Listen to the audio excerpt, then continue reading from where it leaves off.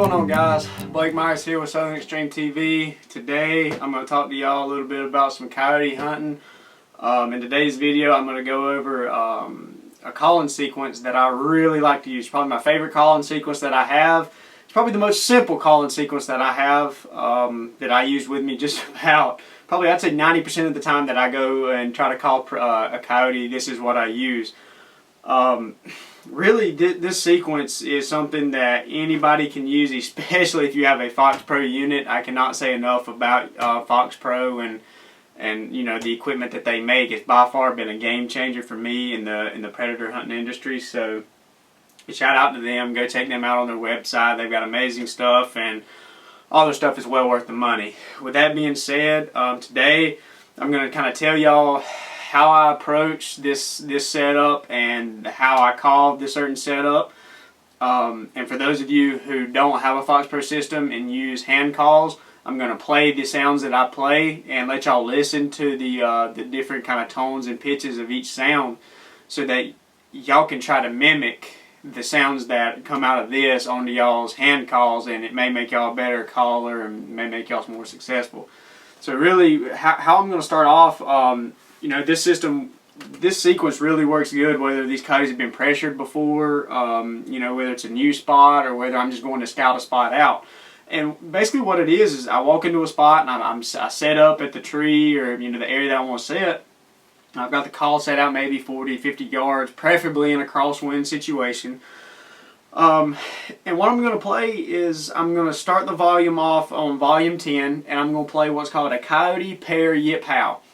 And basically all it is two coyotes howling on this system, and basically all they're saying is, hey guys, I'm a coyote in the area, howl back at me and let me know you're in the area, or if you want companionship, come and find us. And it's a real laid back tone. It's not dominant, it's not you know, threatening or anything like that. It's just kind of a, hey, I'm here in the area, let me know if you're here in the area type of call. And typically what I do is I'll start it off on call volume 10 and I'll run it all the way up to call volume 20. This system, the volume goes all the way up to 20. Some of the other ones, such as the Shockwave and Prairie Blasters and stuff like that, I'm sure go on up to call volume 40, 50, 60, so on and so forth. But for this one, the max volume is 20. And usually I don't call anything on volume 20, the loudest it'll go. However, any of the vocalizations that I do on volume 20, just because it sounds more natural, and everybody knows how loud a coyote can be trying to howl, and I've just had really good success with it. So like I said before, I'm going to start it off on volume 10, and as soon as I start to play it, I'm going to let it play. I'm going to gradually work that volume up button. I'm going to gradually make it get louder, louder, and then bam, it's all the way up on volume 20, as loud as it'll go. And I'll just let that play for a little while. It's going to be playing. It just sounds like two coyotes howling back and forth. Let it play, probably around 15 to 20 seconds of them, as loud as it'll go. And then just gradually start to fade it out. You know, maybe hit the volume down button every now and again. Just gradually fade it out. And you're going to fade it out all the way about to maybe call volume 7, 6, 5, somewhere right along in those numbers. And then you can mute it there. The reason that I always want to fade it out is because if you ever hear these coyotes out in their natural environment, when they're howling back, they never just start off screaming as loud as they can go, and they never stop as loud as they can go. They always gradually start off, they build their way up all the way to their climax to where they're as loud as they're going, they're howling really loud, and then they'll kind of fade out. The bigger one will start to, the older, more mature coyotes will start to fade themselves out, and then the younger ones out of the pack will start to do the same thing. And they'll just kind of taper out until they get completely quiet. And that's what you want to mimic whenever you do this. Now, after I do this call, I'm just going to set. I'm going to set anywhere from 5 to 10 minutes. And I'm not going to pick my remote up, or I'm not going to touch that call. I'm just going to let everything get good and quiet. And I'm going to sit there and I'm going to listen. I'm not going to move. I'm going to stay still. I'm going to try to make as less movement and noise as possible. And basically what I'm listening for is these coyotes coming out of the thick stuff around me and coming into the hardwoods or coming into my area, trying to circle me or just trying to zigzag back and forth and try to figure out what was making this noise. And once that happens, you're going to switch it over to either a vol squeak or a baby cottontail distress. Now there's other calls you can go, and other ways that you can go about doing this. But those are different sequences. For this sequence, you do the coyote pair yip howl. You turn the volume kind of on 10, you gradually go up, you let it play at the peak volume, then you gradually fade it out, and then you set 5 to 10 minutes apart, or nothing but silence. And you could do that 2 or 3 times each, where you howl, sit in silence, howl, sit in silence, howl. But the only time you want to do that is if you howl, then you're sitting in there in the silence, it's been 5 or 10 minutes and you haven't heard anything come in. Don't be scared to play that same howl back again, because a lot of times those coyotes will come from a long distance on a howl to come in and check you out. So play the second time, let it sit, let it get good and quiet, and then play the third time. And usually the third, I never go more than 3 times. Every now and again, most of the time I don't even do 3 separate times. Most of the time I'd stick to 2. But every now and again I will do 3 sequences of howls. But usually it doesn't take that long. Usually at first or second initial set of howls, I'll have something come in and check me out. Now whether you call something in or not, say for instance I play the howls, I sit there, say it's the 3rd time that I played it and it's still good and quiet and I don't hear anything, I'm not just going to get up and walk away. I'm going to switch over to vol squeaks or a baby cottontail distress, and I'm going to start playing and working that volume a little bit. And you also, if you call something in after, whichever time that you play the howls and you hear something coming in starting to circle you, that's when you want to play those vol squeaks or that baby cottontail distress, and you want to start working them that way to try to bring them in. So basically what I'm going to do is I'm going to turn the volume, turn the Fox Pro unit on, and I'm going to let y'all listen to kind of how I do it. Now, when I demonstrate this, I'm not going to crank the volume all the way up to call volume 20 and then all the way back down to 7. I'm going to kind of do like a modified version and start it off at like call volume 5 and 7 and work it up to maybe 10 or 12 and then fade it back out to 5 or 7 and just kind of show you how long I do it and what it's supposed to sound like. And when you actually get out there in the field, you'll know that it needs to be done louder, and you can do it all the way up on the top volume. So once I get set up, everything's getting good and quiet. I'm going to turn the system on. I'm going to go down, and I'm going to select Coyote Pair Yip Howl. Now usually I'm going to select it, and right now my volume is on 0, 0. It means it's basically just quiet. So once I select it, I'm going to mute it. Now once I mute it, I'm going to turn my volume all the way up to 10. So notice that as of right now, I've sent a signal to my caller saying that I want it to play Coyote Pair Yip Howl. However, I muted it before I turned my volume up so that way the howls didn't start playing at like 0. And then as I'm turning the volume up to 2, 3, 4, 5, 6, 7, 8, 9, so on, it's not just gradually doing it. I want it to start off on volume 10, and then I'm going to build from 10 to 20 and then back down to 7 or 8. So this is kind of what it should sound like on a smaller scale. I'm going to start off on 7 or 8, being if you're in the woods, you want to start off on 10. So this is kind of how I start off a set and how I go about calling, initiating a calling sequence.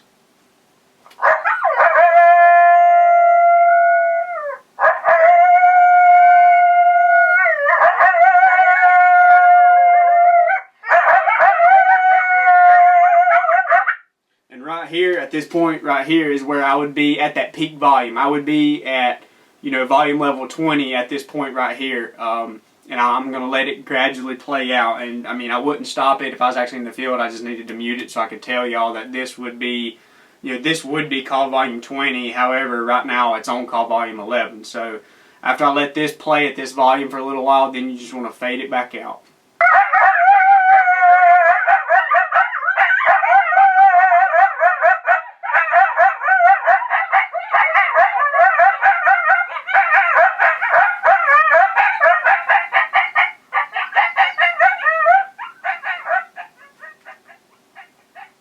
And then I'll mute it, and that's how I'll do it. And then I sit for 5 or 10 minutes in nothing but silence, and I'll just listen. And then 5 or 10 minutes later, I'll start the sound back over. I'll start it back over, and I'll build it back up and do the same call over again. Now once I play this sequence and I hear something come in, I played it. I'm sitting there. It's nice and quiet. all of a sudden you hear the sounds of, a coyote coming through the woods, so on and so forth.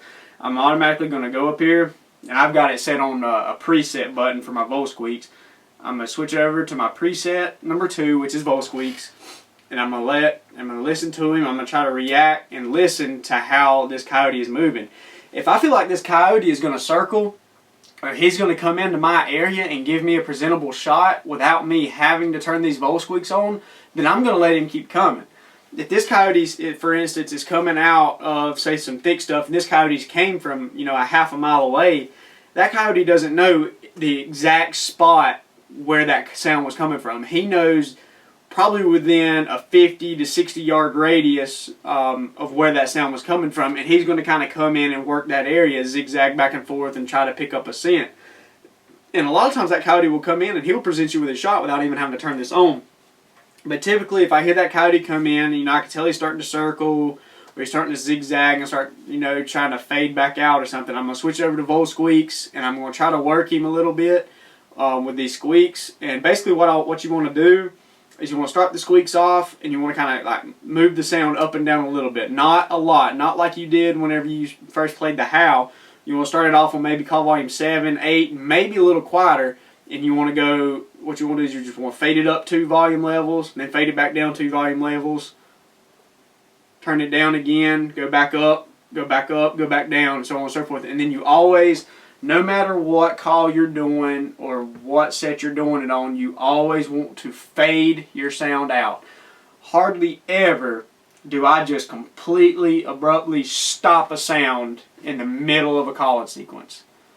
That it just doesn't sound natural. It sounds like the most natural that's making it sound like is it sound like whatever's making that distress sound just automatically died right there. It was making a distress sound. It's screaming, bam, stop. It sounds like he's dead. But if it's screaming, and he's kind of fading out, it sounds like whatever it is getting tired, running out of breath, and he's going to stop, catch his breath back, get another big breath going, then he's going to start screaming again with his distress sound. So that's what you want to mimic. You never want to just completely stop it. So this is going to be a demonstration of, I've got a coyote coming in the area, he's circling me or zigzagging me. I'm just going to turn these vole squeaks on, and I'm going to try to get him to come into me. So this is what it should sound like.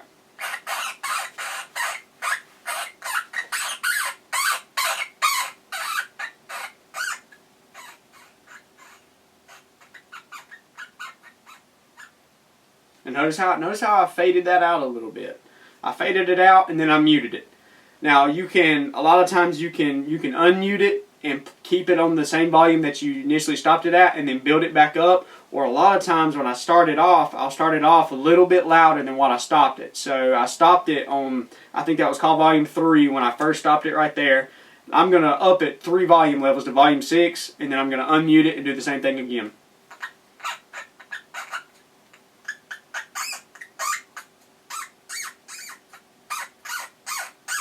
Notice I get a little bit louder, and I'm going to get a little bit quieter also.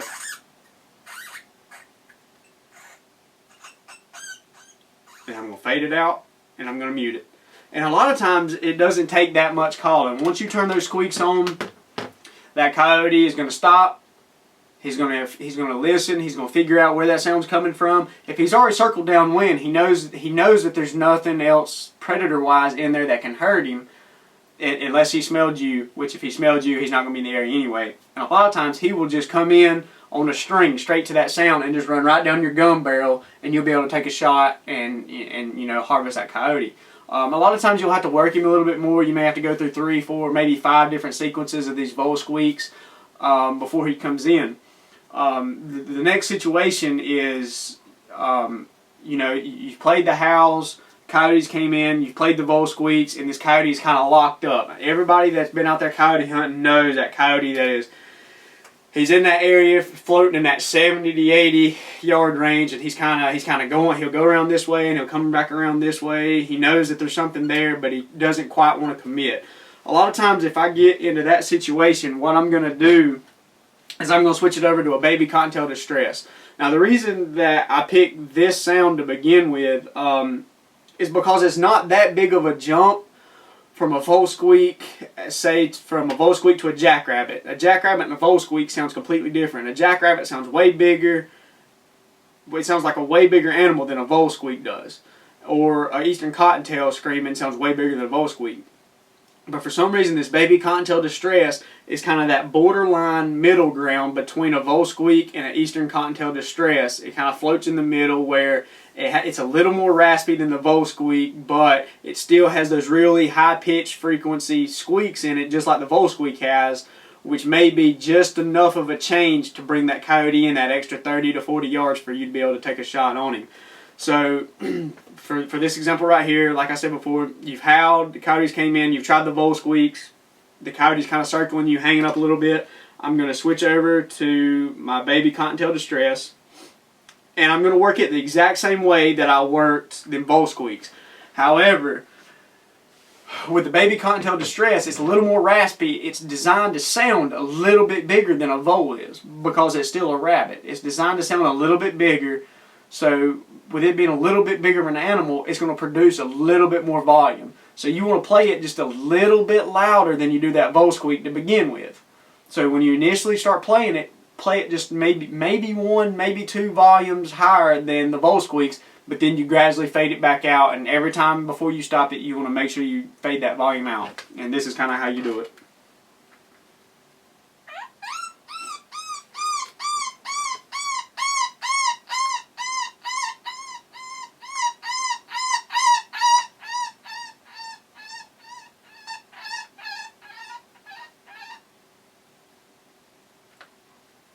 And the good thing about this sound is it has a lot of pauses in it, so that it'll pause without you having to mute it, and it gives you time to listen, try to figure out what that coyote's doing, if that coyote's coming, and, if he's starting to circle again, if you need to change it, if you need to get your gun up, whatever you need to do. And then it'll go back playing on its own, just like that. And the whole time I'm going to be working, not a lot, just enough for it to vary in the sound. I'm going to work the volume up, I'm going to work the volume back down a little bit, and I'm going to work it back up just a little bit, and then back out. I'm going to fade it out, and I'm going to mute it. And that's how you want to go about this calling sequence. There's millions and thousands of different variations of how you can call a coyote in. A lot of guys will go in and they'll set up and they'll start playing a rabbit distress to begin with, or a vole squeak to begin with, and that is a wonderful tactic to go at, which is that'll be another video on how to go about starting off with the distress sound. We'll do another video on that later on, but this is more geared towards specifically calling coyotes where there's a coyote in the area and that coyote is callable. And just because that coyote's been called before, that coyote's been spooked before, doesn't mean that he's not callable. In my opinion, every coyote is callable. I feel like no matter what, a coyote can be called in if you play the right sequence, the right sound, at the right volume, at the right time. That coyote will come in and you could get a shot at that coyote. Now there's a lot of variables that go into it that may may not allow that situation to happen. But by far, this is my favorite kind of sequence to use. Like I said, I use this maybe 95% of the time when I go into the woods and hunt. And I hope those of you who don't have an electronic caller, if y'all have been thinking about getting one, maybe y'all watching me do this will, kind of push y'all over the edge to buying a Fox Pro. Like I said, Fox Pro is absolutely wonderful company, top quality stuff made here in the USA. And every dime that you spend on this equipment is going to be well worth it, I promise you. Those of you who use hand calls and are just diehard hand call guys, check out Fox Pro's line of hand calls. They have some unbelievable hand calls as well. The designs that they have and the patents that they have on their hand calls is second to none. And they're just absolutely wonderful. And hopefully y'all watching this video today gave y'all a little bit of some insight on how to go about this next calling sequence that y'all go on. And if y'all go out and y'all have some success using this, be sure to come back and comment on this video and let us know that the stuff that we're doing and sharing with y'all is working for y'all, or if it's not working for y'all. If y'all go out and y'all try this and you have a coyote that kind of acts a little funny, or does something different that you've never seen him do before, come back and mention it and post a comment about it and let us know, because every little bit of information that's shared on this on our website and on YouTube, you know, everybody else is going to read this and everybody can learn from it. Even we can learn from it. Every time I go out, I learn stuff. And I really hope that y'all watching this video may put a couple more Coyotes in the back of y'all's trucks this year. Like I said before, be sure to subscribe to us and like our page. And if y'all have any questions, concerns, or comments, be sure to comment on it. We try to get back to every single comment somebody tags us or posts on our page.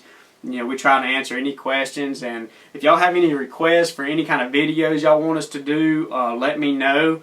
I can, like I said, I can do some more sequences that, yeah, if y'all want to hear that. If there's, you know, if y'all want to see how I set up, where I set up, we're going to do a couple more videos of that in the future. But if there's something specific that I didn't really elaborate on, or that I didn't really cover, or is unclear to you, just make a comment on one of the videos and let us know that you want us to do you know, a video on something, and we will try our best to get it together and do it. Like I said, I love making these videos for y'all, and if there's any questions that y'all may have, you know, make a comment. And I can't thank y'all enough for watching Southern Extreme TV. If y'all have success doing this, make sure to comment on here and let us know. And thank y'all for watching. I'm Blake Myers, and be sure to watch some more videos. Thank y'all for watching.